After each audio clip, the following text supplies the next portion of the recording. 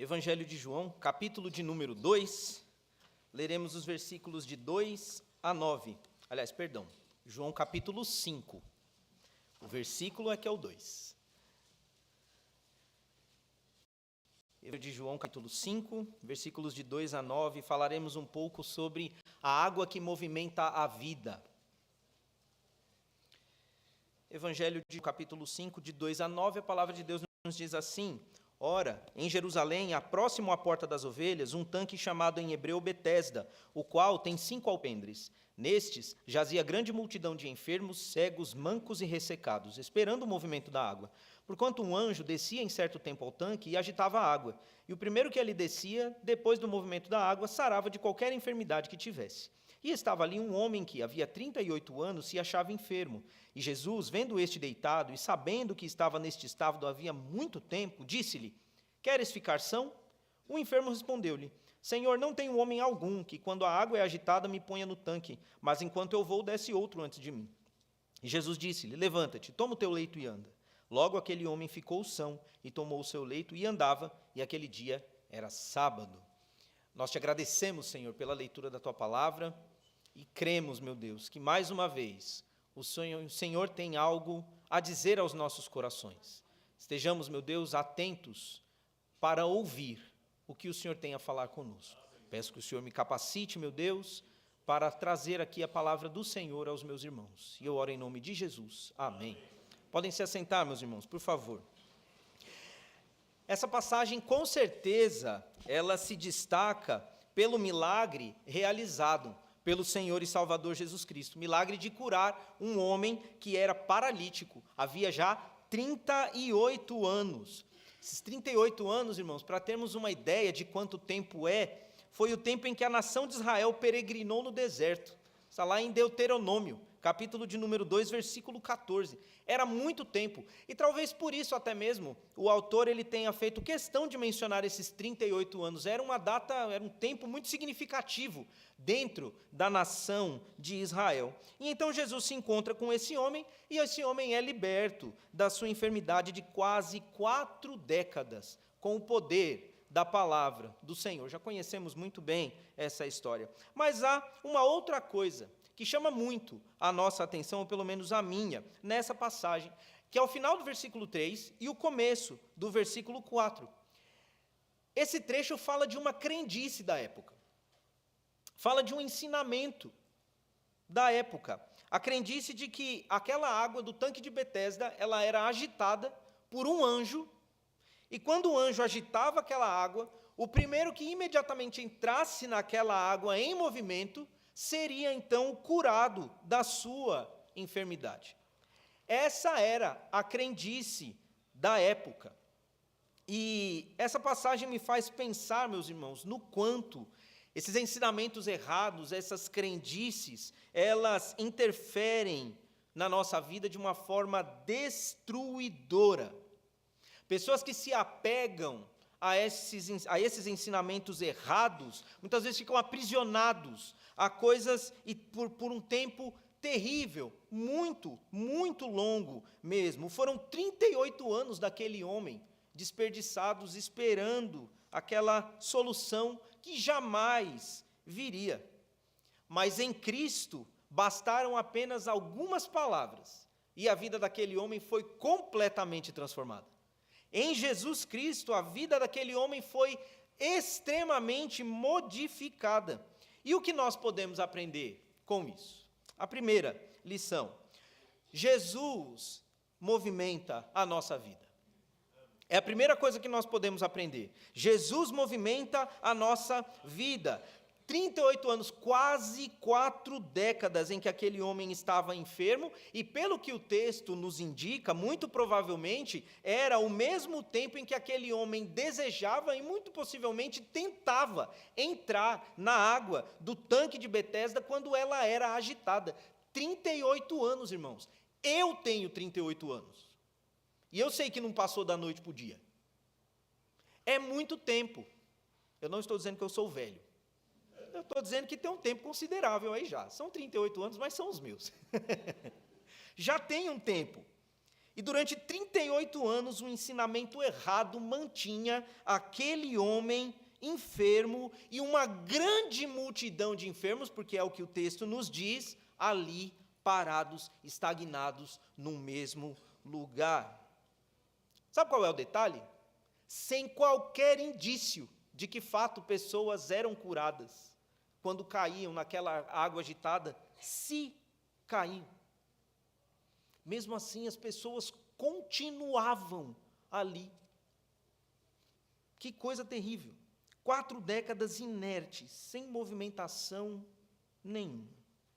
Mas, como dissemos, chegou Jesus, e poucas palavras que o nosso mestre disse a ele, e aquele homem, então, passa a ter a sua vida transformada, a sua vida começa literalmente a andar. Porque Jesus diz para ele, levanta-te, toma o teu leito, e aquele homem passou, então, a andar naquele momento. Bastou Jesus entrar na vida daquele homem, a vida ganhou movimento. Porque quando Jesus entra na nossa vida, meus irmãos, a nossa vida passa a caminhar. A nossa vida passa a andar. Então, se as coisas estão paradas na sua vida, ponha Jesus no meio. Tudo vai mudar, tudo vai andar, tudo vai começar a ganhar novas direções. Às vezes, por caminhos que nós nem sequer imaginamos. Às vezes, por lugares que nós sequer podíamos pensar que a nossa vida passaria por ali. Mas a certeza é que com Jesus, a nossa vida vai para algum lugar. Ela não fica parada, ela não fica estagnada. E por quê? Porque as palavras de Jesus, meus irmãos, são cheias de direção. As palavras de Jesus, elas são cheias de amor. As palavras de Jesus, elas são cheias de objetivo. Tudo o que Jesus nos diz é para nos levar a algum lugar. Até mesmo quando Jesus ele diz para nós esperarmos, para nós pararmos, é porque Ele quer que nós consertemos a direção e comecemos a ir na direção em que Ele deseja. A direção que Jesus aponta sempre vai nos levar para algum lugar. Não vamos andar em círculos. O crente que olha para Jesus, ele não anda em círculos. O crente que olha para Jesus, ele avança pela fé. É assim, meus irmãos. E a direção sempre aponta para o próprio Jesus. O Senhor Jesus sempre nos movimenta na direção dele. E eu sei que algumas pessoas podem entender, meus irmãos, o que eu estou dizendo aqui da seguinte forma. Puxa, então se eu estou com algum tipo de negócio parado, é só colocar Jesus no meio que ele vai andar. Então quer dizer que se eu estou com alguma situação parada na justiça, é só por Jesus que isso vai andar. Meus irmãos, sim, isso também pode acontecer. Quando a gente coloca Jesus no meio das nossas coisas, louvado seja Deus, é Jesus quem nos ajuda a resolver. Então, as coisas, sim, elas caminham. E eu sei que isso tem importância na nossa vida. Questões relacionadas a bens materiais e sobrevivência de vida. Eu sei. Isso tudo é importante. E, claro, nós devemos colocar o Senhor Jesus no meio dessas coisas também. Mas, meus irmãos, eu creio que a palavra de Deus nos leva a pensar muito mais nessa manhã. Por exemplo, se por acaso a vida de oração está parada, ponha Jesus no meio. Ela vai voltar a andar. Jesus é o maior exemplo, meus irmãos, de oração que nós temos nesse mundo. Porque Jesus é Deus. Ele não precisava orar. Mas na Bíblia não tem ninguém que orou mais do que o Senhor e Salvador Jesus. Alguns estudiosos acreditam que Jesus, o seu corpo, era um corpo um pouco mais magrinho. Porque Jesus era desnutrido? Não. Mas por causa das muitas noites e jejuns que ele passava em oração. Só a tentação no deserto, meus irmãos, foram 40 dias e 40 noites em jejum, orando. 40 dias e 40 noites em jejum, orando. Isso, às vezes, para o crente parece um negócio impensável. 40 dias sem comer. É o exemplo que nós temos, meus irmãos, do nosso Cristo. Se a nossa vida espiritual está parada, estagnada, ponha Jesus no meio em nome de Jesus. Jesus vai dar a direção, Jesus vai mostrar, a palavra vai explodir no meu, no seu coração, mostrando que nós devemos mudar. Se a sua vida, no que diz respeito a perdoar o próximo, está parada, em nome de Jesus, ponha Jesus no meio. Jesus vai nos ensinar, irmãos, a bênção do perdão em nossas vidas. Jesus vai transformar a nossa vida leve, porque quem não perdoa carrega fardos pesados sobre as costas.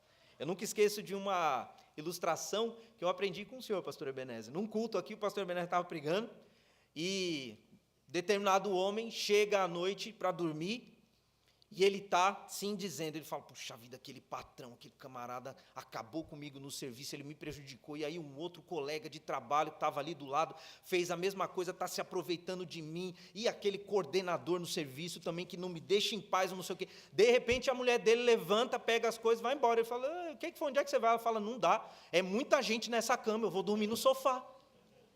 Porque o camarada não perdoa, e aí ele fica levando um monte de gente para dentro de casa, para dentro da cama, para dentro das situações, e a vida fica pesada, meus irmãos.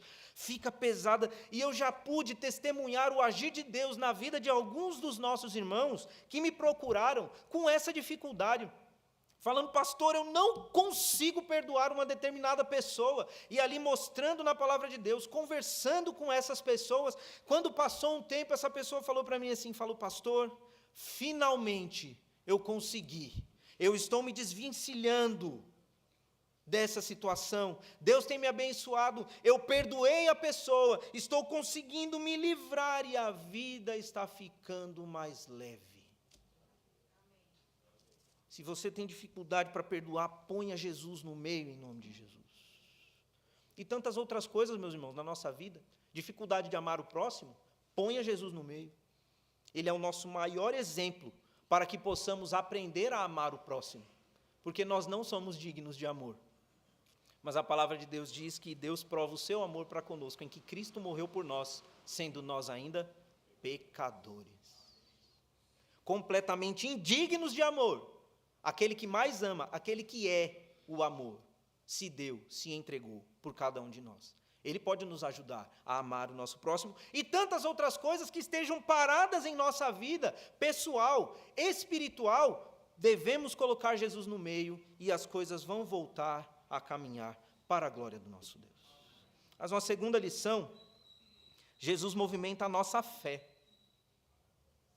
Jesus movimenta a nossa fé. O verso 7 me surpreende muito. Jesus pergunta àquele homem se ele quer ser curado. Jesus pergunta, você quer ficar são?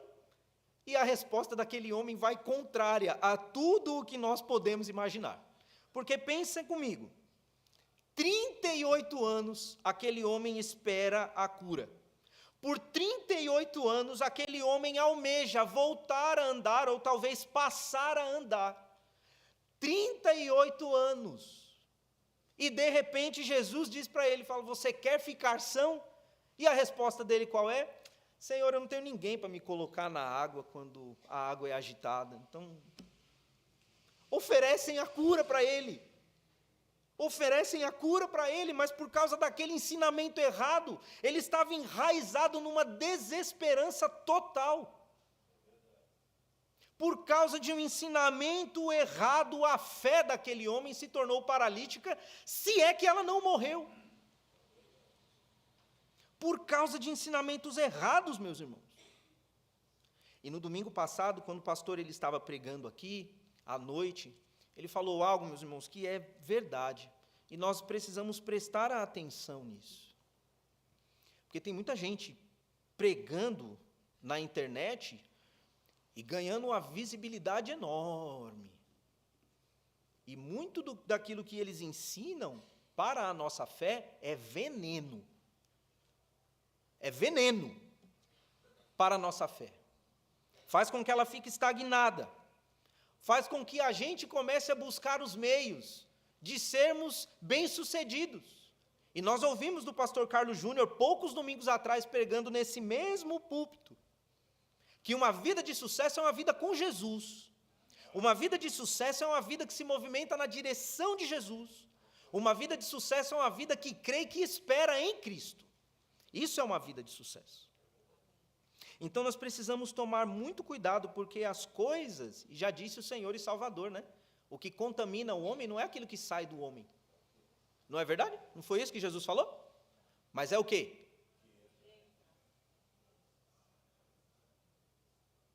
Então nós precisamos tomar muito cuidado. Precisamos tomar muito cuidado com isso. É assombroso como a fé daquele homem estava praticamente inexistente. Inexistente, porque a sua fé estava alicerçada em algo errado.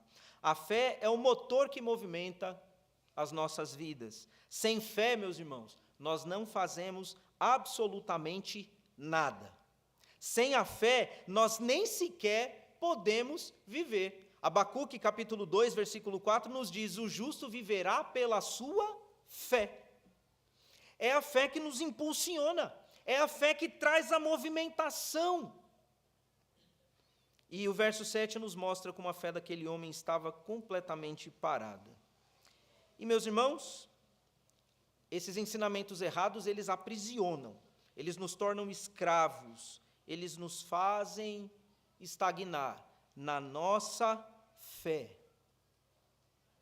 E a nossa fé precisa ser uma fé viva. Precisa ser uma fé desafiadora. E uma fé desafiada. Eu aprendi uma frase que eu acho muito, muito, muito bonita, que diz assim: uma fé que não pode ser provada não merece confiança. Deus quer de nós uma fé viva e ativa, e por isso Ele coloca provações diante de nós. Por isso Deus ele permite situações diante de nós, para que a nossa fé ela possa se mexer, para que a nossa fé ela possa se movimentar, e sempre se movimentar na direção do Senhor, na direção de Deus, para que nós, cada dia que passa, possamos subir degrauzinho por degrauzinho na nossa vida de fé. E assim possamos estar mais e mais firmes e dependentes do Senhor e Salvador. Meus irmãos, quando Jesus passa a fazer parte da nossa vida, a nossa fé aumenta. Quando Jesus passa a fazer parte da nossa vida, a nossa fé aumenta.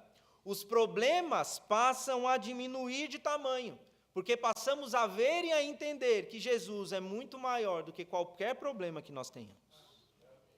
Aquela frase bonita, né, que diz também: não mostre a Deus o tamanho do seu problema, mostre ao seu problema o tamanho do seu Deus.